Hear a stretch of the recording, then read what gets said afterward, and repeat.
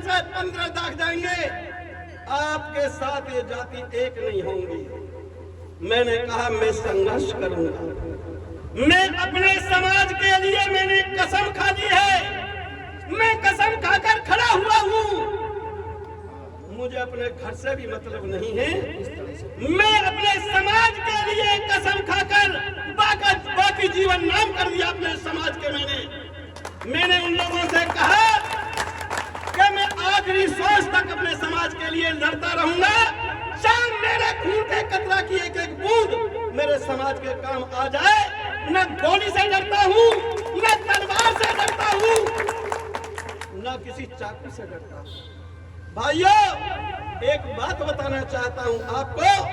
आज उसका परिणाम ये है, ऊपर वाले की कृपा से, आप लोगों के सहयोग से, कि अगर मैं गाड़ियों को आह्वान करूं तो कई हजार गाड़ी झड़क से आ जाती है इकट्ठा होकर, और हम अपनी मांग मांगने में हर जगह सक्षम होते हैं। आपने सुना भी होगा, भीकनपुर गांव में चाटप के पंडित को गोली लगी थी। ध्यान कर लो, सुना हो तो आपने।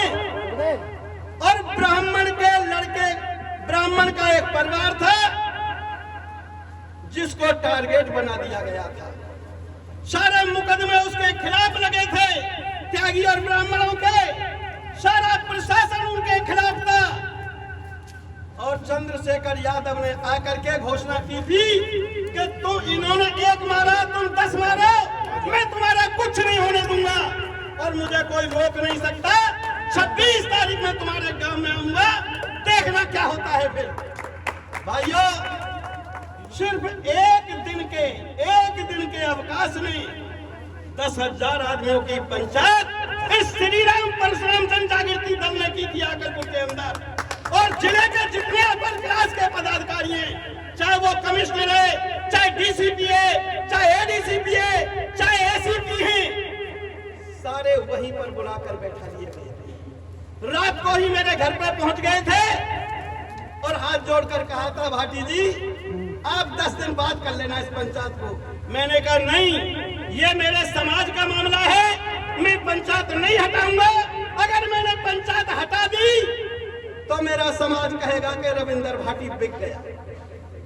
मैं पंचायत की डेट बिल्कुल भी नहीं बदलूंगा। और वहीं पर सारे अधिकारी बुलाए और गलती मनवाई और जाटवों के खिलाफ कार्रवाई हुई। कम से कम 25-30 जाटवों के खिलाफ मुकदमे दर्ज हुए। दो तरफा कार्रवाई हुई। तो वो क्या था? वो मैं कोई मिनिस्टर नहीं था,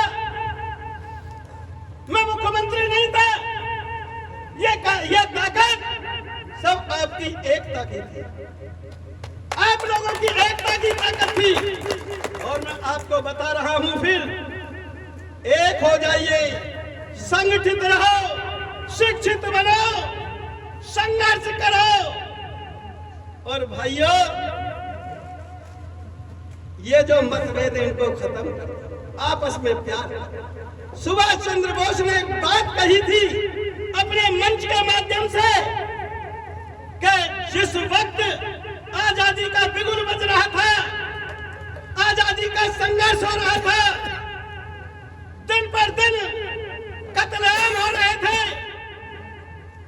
भाइयों, उस समय सुभाष चंद्र बोस ने एक बात कही थी, ए भारत के वासियों, ए मेरे भाइयों, तुम मुझे खून दो, मैं तुम्हें आजादी दूंगा।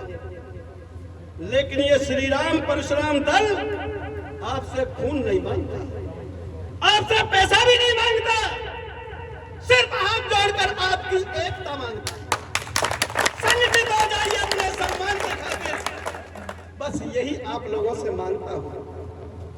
थोड़ी सी याद कर लो, पीछे से थोड़ी सी याद कर लो, जिस वक्त हल्दी घाटी में